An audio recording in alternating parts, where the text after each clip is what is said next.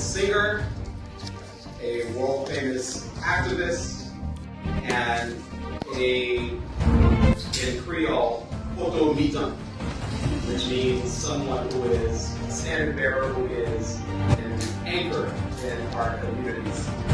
Miss Anie Alerte. And by the way, speaking of business owner, her business is right here in the city of North Carolina, so we're happy about it. And so we're going to read this proclamation in honor of Anie Alerte here in North Carolina. And I'll start it off, and then we'll go. I am grateful to work alongside such dedicated and talented individuals who continuously inspire me to grow and contribute more each day. Thank you for acknowledging my efforts. We are so lucky to have you.